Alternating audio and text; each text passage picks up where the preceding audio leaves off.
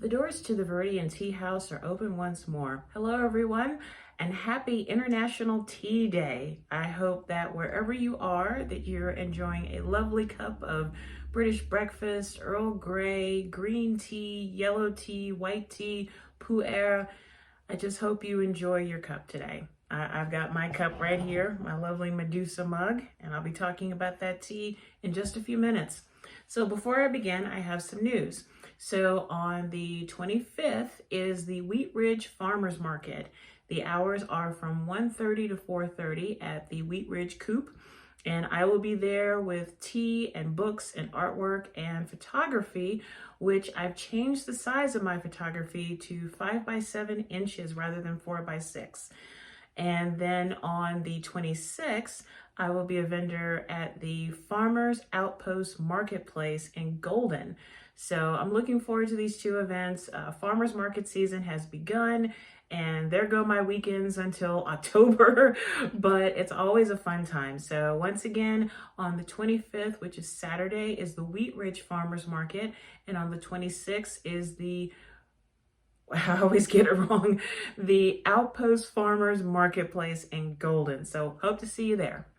All right, so with my two books today, I'm going international, and I'm actually trying to read more international works, specifically in the realm of thrillers and mysteries.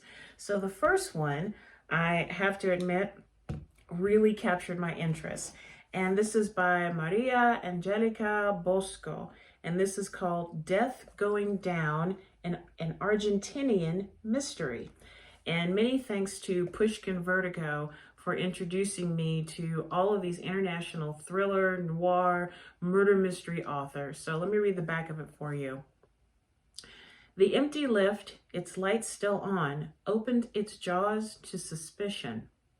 Frida Eidinger is young, beautiful, and lying dead in the lift of a luxury Buenos Aires apartment block. It looks like suicide, and yet none of the building's residents can be trusted. The man who discovered her is a womanizing drunk. I liked him. I really liked his character. Her husband is behaving strangely, and upstairs, a photographer and his sister appear to be hiding something sinister. When Inspector Errico and his colleague Blasi are sent on the trail of some missing photographs, a disturbing tale of survival and extortion, obsession, and lies begin to unravel. And about the author, Maria Angelia Bosco, Buenos Aires from 1917 to 2006, was an award-winning author known as the Argentinian Agatha Christie for her dedication to detective fiction. Death Going Down was her first novel and won the MC Novel Award in 1954. So this is my first time reading Bosco's work, and I have to say that the mystery, I had no idea until the very end. The only problem I had with, let me back up. Let me deal with the good things. I love the characters in the luxury apartment. Eccentric to the extreme. And if you've never been to Buenos Aires, I've never been, but I really want to go. This gave me somewhat of an idea of Buenos Aires and the people that live in that beautiful city. I did see the city on a PBS show, and I told my boyfriend, we have to go to Buenos Aires. It's beautiful there. So I enjoyed the characters. I enjoyed the mystery of trying to figure out who killed this woman that just appeared in an elevator shaft. The only thing I didn't like the book was the translation. It felt very starchy, very stiff. And I wonder if I read it in the original language, would I feel more of the author's like true passion in writing this story. But yeah, the translation was just kind of meh. It really was. I still enjoyed it. I still enjoyed reading the book. I still enjoyed trying to figure out who did it. And when the murderer was revealed, I thought, did I miss this? It kind of seems so obvious, but at the same time, it threw me for a curve. But yeah, the translation was kind of eh. And it does receive 3 solid pots of tea from Viridian Tea House. I want to read more of Bosco's work, and I just hope that the translations of her other works are not going to feel so stiff. I just don't really, it just didn't work for me. It really didn't. But I love the story overall. So if you're into murder mysteries like I am, Maria Angelia Bosco, Death Going Down by Pushkin Vertigo. Thank you. So the second book is the second book that I read by this Japanese author. We're going from Buenos Aires to Japan, and I'd heard a lot about it, and when I read it, I think I read it in one sitting. I devoured it. I love this person's writing, and it just, the story sucked me in, the characters, the setting up, and the, I guess some people call it forbidden subject of BDSM, you know, very verboten and very taboo. And yet it was a beautiful, haunting, a little bit messed up story. And this is Hotel Iris by Yoko Ogawa. And let me just read, let's see if there's any kind of, okay, maybe not. But basically, this is the story about a young woman who works with her mother in a crumbling hotel, Hotel Iris, and how one stranger, a person who stays at the hotel, completely transforms the young girl's life in a way that she didn't expect, but she very much desired and craved. But not all is what it seems. I won't give away any of the left-hand turns, but the BDSM aspect of the story, specifically between the gentleman known as the translator and the young woman, Mari, it didn't seem like, oh, let's just throw that in there and let's cause people's eyebrows to raise. It really was woven well into the story, and it was an aspect of the story that without it, yeah, it still would have been a great story, but just for that extra effect to actually get into the characters' mindset and how they operate and how they interact with each other and the rest of the people who dealt with Hotel Iris, it works. It worked. And I just truly enjoyed the story. There are some left-hand turns. You're kind of like, wait, what's going on? But you just can't stop reading it. And like I said, this is the second time I've read Yoko Ogawa's work, and I am a fan. I am a devoted, not yet foaming at the mouth, but devoted fan of her work. And Hotel Iris does receive 5 pots of tea from Viridian Tea House. So to Miss Ogawa, arigatou gozaimasu, arigatou gozaimasu. I cannot wait to read more of your books. Please don't stop writing. I love your work. I love it. So now getting to the tea portion, this is a new tea for me. I think I've had tea from this company before. I can't remember, but this is Citrus Oolong from Touch Organic. And funny story. So I love thrift stores. I love TJ Maxx, Dollar Tree, all those kinds of stores. And I just happened to go into TJ Maxx not too long ago. And every time I go into a TJ Maxx, I never know what I'm going to find.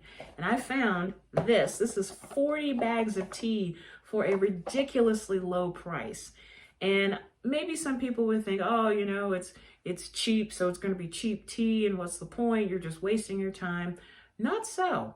One, I'm a big fan of oolong tea, so of course I was going to get it. But, so the ingredients are, it's organic oolong tea and natural mandarin flavor. I love anything with mandarin oranges in it. I love it. So as you can see, my boyfriend and I have consumed quite a bit of the tea. So from me to you, a little bit of citrus oolong. Happy International Tea Day.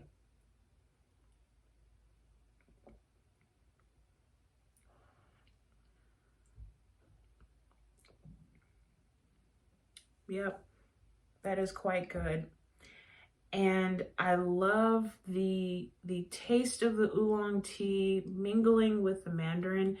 It is quite a heavenly cup of tea. Very, very soft, very nice to the palate. It's not harsh. It's not leaving my mouth very dry. The mouthfeel is very satisfied and citrusy and feeling like spring.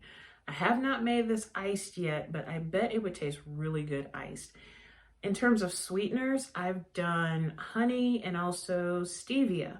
And actually, I didn't put any sweetener in this mug, but it's still quite delicious. It just flows so well. It's simple, but it's absolutely delicious.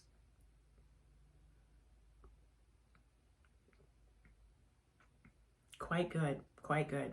So if you live near a TJ Maxx and you just like to go through it as much as I do, go through the food aisle and see if they have this. And if they do, please buy it. It really is quite good. So many thanks to Touch Organic for their delicious citrus oolong with that mandarin flavor I love so much. All right, so that's all I have. So we're just gonna wrap up with the water and tea meditation. We're just gonna focus on our breathing, as you know, and make sure that you have a cup of your favorite tea or a glass of water. Like I said, we're just gonna focus on our breathing to take a pause from our busy schedules and just remember to breathe. So if you're ready, let's do this.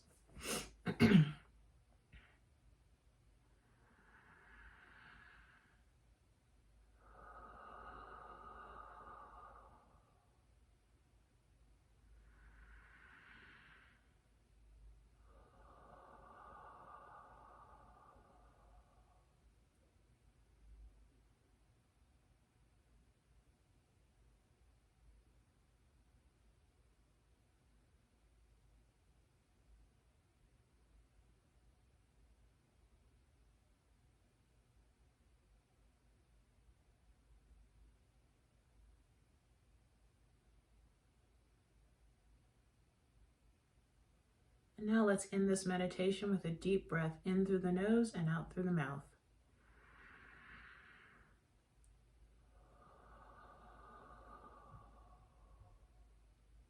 Slowly open your eyes or allow your eyes to come back into focus. And now let's have a sip of tea or water.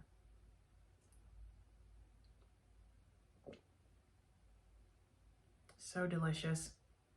So that's all I have for today. Many thanks to Yoko Ogawa and to the ghost of Maria Angelia Bosco, to the publishers that have presented these books for all of us to enjoy. Special thanks to Denver Public Library for having these books. Also to the tea company Touch Organic, and to the farmers markets that I'll be dealing with this year. Cannot wait, cannot wait. And of course, for all of y'all for watching these videos. I truly do appreciate it. I can't believe I've been doing this for over 2 years and I have no plans on stopping. And actually, you can't see this, but I have a pile of books over here that I have yet to review. So yeah, I'm gonna be busy for a while, but as always, take care of yourself and each other. Raise your Medusa tea mug high, and remember that to drink tea is to enjoy life.